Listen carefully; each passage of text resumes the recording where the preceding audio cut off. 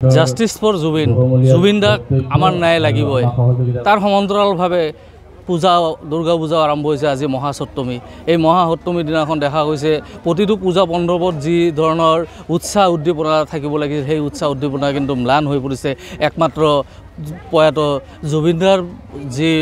মৃত্যু অস্বাভাৱিক মৃত্যু সেই অস্বাভাৱিক মৃত্যুত কিন্তু প্ৰতিজন অসমীয়াৰ অন্তৰ কিন্তু কঁপি উঠিছে প্ৰতিজন অসমীয়াই কিন্তু দুখত আছে তাৰ পিছতো কিন্তু দুৰ্গা পূজা পালন কৰিব লাগিব মই এই মুহূৰ্তত উপস্থিত আছোঁ ৰংজলি সাৰ্বজনীন দুৰ্গা পূজা উৎসৱত স্থলীত আৰু সেই উৎসৱস্থলীত দেখা গৈছে এক ব্যতিক্ৰমী দৃশ্য প্ৰতিটো পূজা মণ্ডপতে আমি প্ৰত্যক্ষ কৰিব পাৰিছোঁ যদিও এই পূজা মণ্ডপত দেখা গৈছে যে পূজাৰ আৰম্ভণিতে আজি মহাসপ্তমীৰ দিনাখনে দেখা গৈছে যে ইয়াতে আমাৰ যি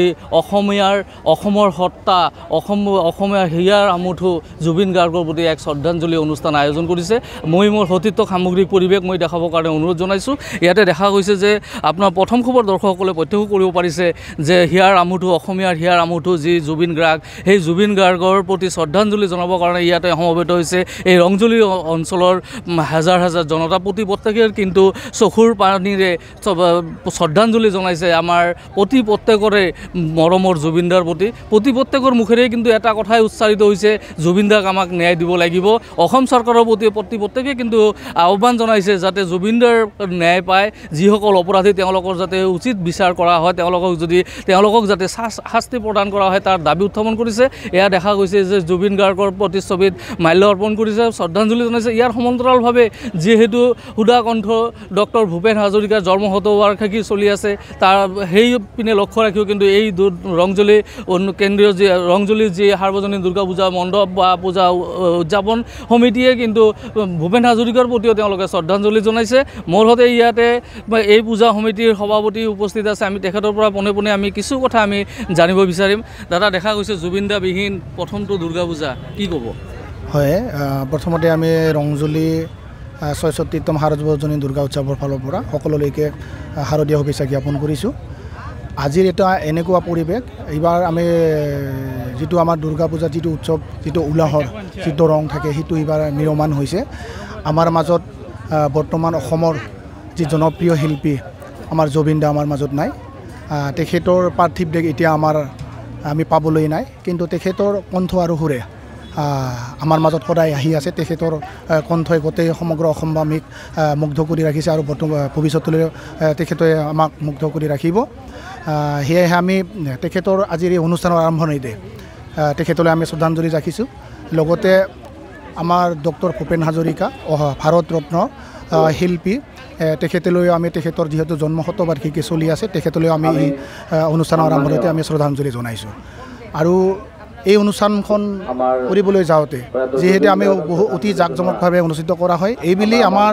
মৰমৰ শিল্পীগৰাকীক আমি হেৰুৱাই আমি সকলোৱে মৰ্মাহত হৈছোঁ আমি শকত ভাগি পৰি আছোঁ আমি প্ৰতিটো সাংস্কৃতিক সন্ধিয়া অনুষ্ঠানবিলাক আমি সেইকাৰণে বৰ্জন কৰিছোঁ আৰু তেখেতৰ প্ৰতি শ্ৰদ্ধাঞ্জলি জনাই সেইকাৰণে আমি পূজাৰ প্ৰথম কাৰ্য হিচাপে আমি তেওঁলোকলৈ শ্ৰদ্ধাঞ্জলি অনুষ্ঠান পাতিছোঁ হয় নিশ্চয়কৈ ক'ব লাগিব যে এইদৰে দেখা গৈছে যে ৰংজলি যি সাৰ্বজনীন দুৰ্গা পূজাৰ যি স্থলী সেই স্থলী দেখা গৈছে যে জুবিন গাৰ্গৰ প্ৰতি শ্ৰদ্ধাঞ্জলি নিবেদন কৰাৰ লগতে তেওঁলোকৰ যি সাংস্কৃতিক যি কাৰ্যসূচী সেই কাৰ্যসূচীসমূহ তেওঁলোকে বাতিল কৰিছে মনতে পূজা মণ্ডপৰ পূজা উদযাপন সমিতিৰ বিষয়ববী আৰু আছে আমি তেখেতৰ পৰা আমি জানিব বিচাৰিম জুবিনদাৰ মৃত্যু 11 দিন পাৰ হ'ল এতিয়ালৈকে কিন্তু অপৰাধী কৰায়ত্ব হোৱা নাই কি ক'ব এয়া আচলতে আমাৰ কথা নহয় সমগ্ৰ অসমবাসীয়ে বিচাৰিছে যে জুবিন গাৰ্গৰ দৰে শিল্পীৰ মৃত্যুটো যদি ন্যায় নাপায় বা 11 দিন বাট চাব লাগে তেতিয়াহ'লে সেয়া আচলতে অসমবাসীৰ কাৰণে দুৰ্ভাগ্যজনক কথা গতিকে আমিও আজি ইতিমধ্যে আমি আপোনালোকক জনাইছোঁ যে ৰংজলি সাৰ্বজনীন দুৰ্গোৎসৱ সমিতিয়ে জুবিন গাৰ্গৰ সন্মান জনাই আমি সাংস্কৃতিক সন্ধিয়াৰ গোটেই কাৰ্যসূচী বাতিল কৰিছোঁ আমাৰ হাতৰ প্ৰতিযোগিতা এখন একদম পূৰ্বৰ পৰাই পৰম্পৰাগতভাৱে চলি আহিছিল তাক আমি বাতিল কৰিছোঁ তাৰ পিছতো আমি আজি শ্ৰদ্ধাঞ্জলি অনুষ্ঠান আমি আয়োজন কৰিছোঁ লগতে যিহেতু ডক্টৰ ভূপেন হাজৰিকাৰ জন্ম শতবৰ্ষ চলি আছে তেওঁক আমি শ্ৰদ্ধাঞ্জলি জনাইছোঁ কিন্তু আটাইতকৈ ডাঙৰ কথাটো হ'ল যে জুবিন গাৰ্গৰ দৰে শিল্পীয়ে আজিৰ তাৰিখলৈকে আমি ন্যায় পাব লগা হৈছে, বিচাৰিব লগা হৈছে। আজিৰ তাৰিখত অসমবাসীয়ে ফেচবুকৰ জৰিয়তে, ছ'চিয়েল মিডিয়াৰ জৰিয়তে হেছটেগ জাষ্টিছ কৰিব লগা হৈছে, জাষ্টিছ বিচাৰি মানে এটা জন আন্দোলন গঢ়ি তুলিব লগা হৈছে। এয়া আচলতে অসমৰ কাৰণে, অসমীয়াৰ কাৰণে অতি দুৰ্ভাগ্যজনক। গতিকে আমি আশা কৰিম অসম চৰকাৰে, মাননীয় মুখ্যমন্ত্ৰীয়ে কোনোবাই ক'বলৈকে ৰৈ থাকিব নালাগে। অসমবাসীৰ যিটো আৱেগ তাৰ প্ৰতি সন্মান জনাই মাজে মাজে মুখ্যমন্ত্ৰীয়ে কয় যে গৰিমাই কোৱা নাই কাৰণে আমি তেওঁক লৈ অহা নাই, গৰিমাই কোৱা নাই কাৰণে আমি কি কৰা নাই। এইটো গৰিমাক বাচ্ছাই থাকিবলগীয়া সময় নহয়, সমগ্ৰ অসমবাসীৰ আৱেগ। গতিকে অসমবাসীৰ আৱেগক সন্মান জনাই অপৰাধীক কঠোৰতম কঠোৰ দৃষ্টান্তমূলক শাস্তি দিয়াৰ ব্যৱস্থা কৰিব লাগে। হয়, নিশ্চয়কৈ ক'ব লাগিব এইদৰে উচ্চাৰিত হৈছে প্ৰতি সঁচাকৈ যে আজি অসমীয়া হিচাপে আমিও লজ্জা অনুভৱ কৰিছোঁ, আমি লজ্জিত হৈছোঁ যে জুবিন গাৰ্গ মৃত্যুৰ 11টা দিন অতিক্ৰম কৰাৰ পিছতো কিন্তু অপৰাধীক অসম চৰকাৰে কৰায়ত্ব কৰাব নাই। এয়া সঁচাকৈ এক লজ্জাজনক ঘটনা, অসমীয়াৰ বাবে এক লজ্জাজনক ঘটনা। সেইবাবে এই অঞ্চলৰ ৰাইজে মুখ্যমন্ত্ৰীক কাটৰে আহ্বান জনাইছে যাতে জুবিন গাৰ্গৰ যি অপৰাধী, জুবিন গাৰ্গৰ হত্যাৰ লগত জড়িত যি ব্যক্তিসকল, সেই ব্যক্তিসকলক অতি সোনকালে কৰায়ত্ব কৰি তেওঁলোকক দৃষ্টান্তমূলক শাস্তি প্ৰদান কৰাৰ কাৰণে এই অঞ্চলৰ ৰাইজ কিন্তু দাবী উত্থাপন কৰিছে অসম চৰকাৰলৈ।